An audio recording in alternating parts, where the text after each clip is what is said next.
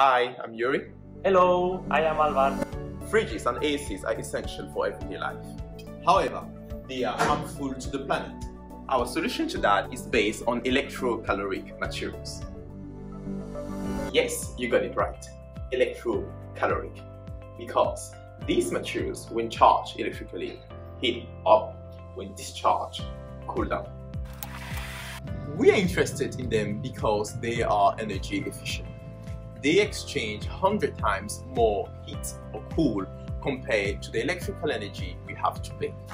Interesting, but what can we do with them?